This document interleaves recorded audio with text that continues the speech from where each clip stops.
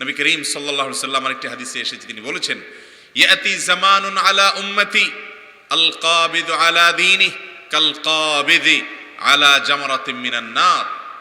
আমার উম্মতের জন্য এমন একটা সময় আসবে, সেই 1400 বছর আগে তিনি বলে গেছেন, এমন একটা সময় আসবে আমার উম্মত তাদের ঈমানকে ধরে রাখা, দিনদারিকে ধরে রাখা, ইসলামকে ধরে রাখা, তাকওয়াকে ধরে রাখা, হালাল হারাম বাজ বিচার করে পাই পাই করে পুঙ্খানুপুঙ্খ করে চলাটা, এটা তার জন্য কঠিন হবে, কষ্টসাধ্য হবে।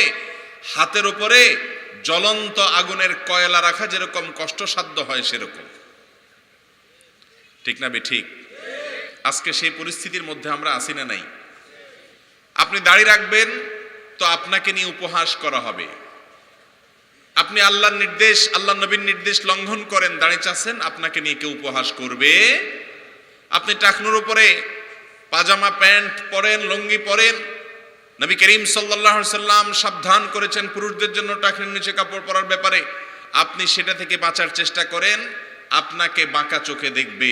কিন্তু আপনি টাকনুর নিচে পড়েন, আপনাকে কিচ্ছু বলা হবে না। আপনি হারাম পয়সা দিয়ে লাখপতি কোটিপতি হন, সবাই আপনাকে বাহবা দিবে। কিন্তু আপনি হালাল পথে চলেন, পয়সা কম থাকুক, কেউ আপনাকে 2 পয়সার দাম দিবে না। ঠিক না ঠিক?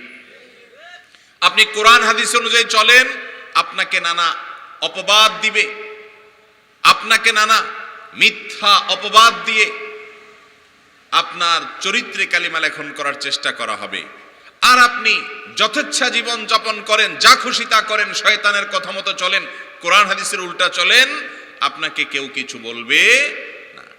গোটা পৃথিবীটা ইমানদারের জন্য সংকীর্ণ নাকি সংকীর্ণ না?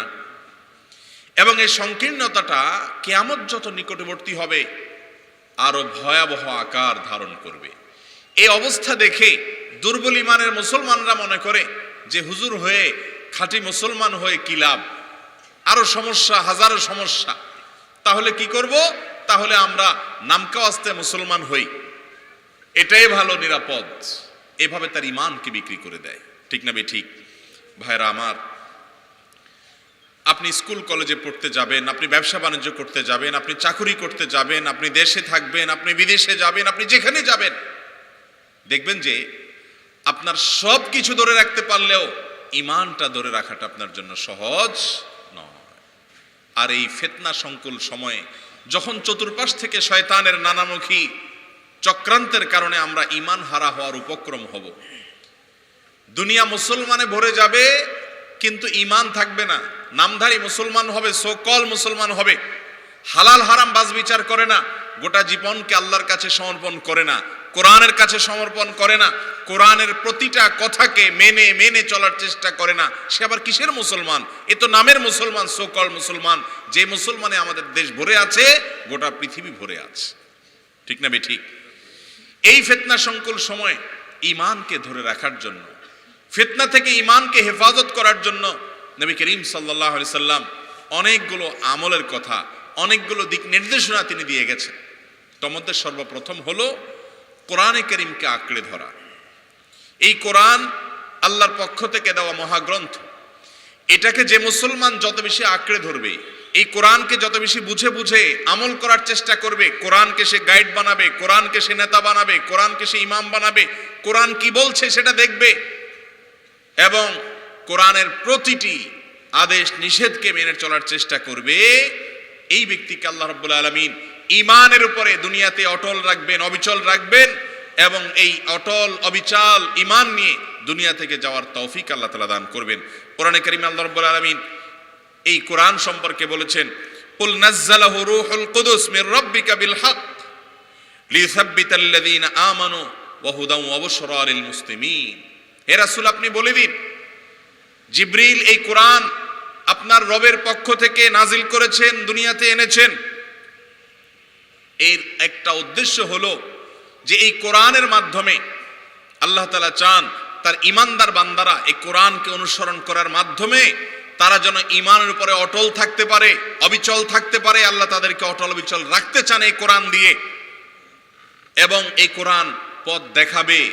যখন বিপদগামী থাকবো আমরা, এক একজন এক এক দিকে ডাকবে, শয়তানের দোসররা তাদের দিকে ডাকবে, ওই টাইমে গুটগুটে অন্ধকারের মতো ফিতনা যখন চতুর্দিকে ছেয়ে যাবে, ওই সময়টাতে একজন ইমানদারকে আখেরি জামানায় শেষ যুগে এসে পথ দেখাবে কোরআন, কিন্তু সেই কোরআন আজ আমরা বুঝে পড়ার কোনো গুরুত্ব আমাদের মধ্যে নাই। বাংলা অর্থ সহকারে, তাফসির সহকারে, ওলামা একরামের তত্ত্বাবধানে এই কোরআন আমাদেরকে বুঝে বুঝে পড়তে হবে। কোরআন থেকে গাইড নিয়ে, নির্দেশ নিয়ে এবং নিদর্শন নিয়ে, পথনির্দেশ নিয়ে সেটাকে আমল করে করে চলতে হবে। তাহলে ইনশাআল্লাহ আখিরি জামানার এই ফিতনা সংকুল সময় সবাই গোমরা হলেও আল্লাহ তাআলা আপনাকে হেফাজত করবেন। এই কোরআনের পাশাপাশি আপনাকে হাদিসের অনুসরণ করতে হবে। আজকাল কিছু মানুষ বের হয়েছে যারা নবী করিম সাল্লাল্লাহু আলাইহি সাল্লামের হাদিসকে অনুসরণ করার গুরুত্বকে অস্বীকার করেন, অথচ এই কোরআন আল্লাহ নবী সাল্লাল্লাহু আলাইহি সাল্লাম আল্লাহ তাআলা নাজিলি করেছেন এই জন্য যেন এই কোরআনকে তিনি তার কথার মাধ্যমে, তার আমলের মাধ্যমে ব্যাখ্যা করে দিতে পারেন। তিনি যা কিছু বলেন তার নিজের থেকে বলেন না, আল্লাহর পক্ষ থেকে ওহী, এটা কোরআনের কথা, আমার কথা নয়। অতএব কোরআন এবং সুন্নাহ এই দুটিকে যদি আঁকড়ে ধরে থাকা যায়, যত বেশি আঁকড়ে ধরে থাকবেন তত বেশি আপনি ফিতনার সময় বেঁচে থাকতে পারবেন।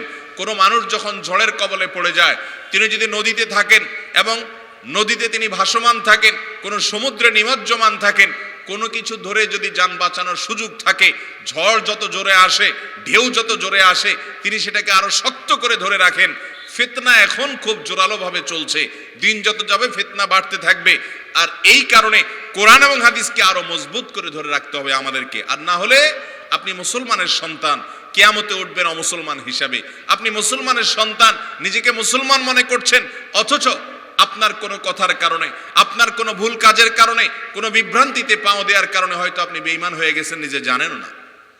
আর এই জন্য ফিতনার এই সময়ে যদি ঈমান নিয়ে যেতে চান ভাইরা আমার, তাহলে এই কোরআনকে এবং নবী করিম সাল্লাল্লাহু আলাইহি সাল্লামের সুন্নাহকে আঁকড়ে ধরবেন।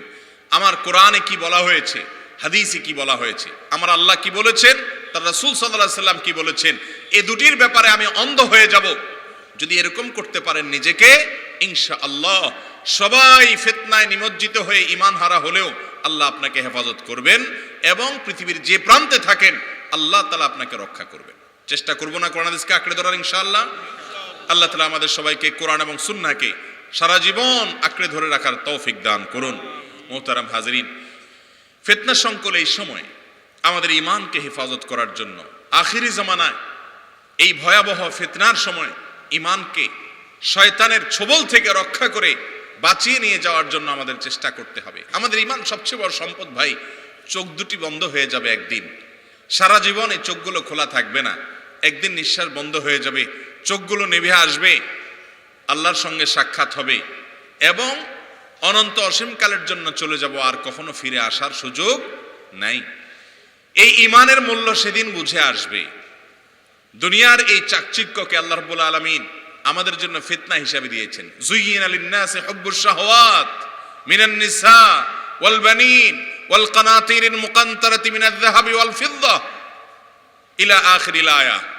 আল্লাহ রাব্বুল আলামিন দুনিয়াতে বিভিন্ন লোভ রেখেছেন, মোহ রেখেছেন, প্রবৃত্তির তাড়না, পাপ করতে ভালো লাগে, অবৈধ উপার্জন করতে ভালো লাগে, হারামে যেতে ভালো লাগে, মনে যা খুশি তা বলতে ভালো লাগে, মনে যা খুশি তা করতে ভালো লাগে, নফসের গোলামি করতে মনে চায়, তথাকথিত স্বাধীনতার নামে নিজের নফসের দাসত্ব করতে মনে চায়, আল্লাহর গোলামি করতে মনে চায় না।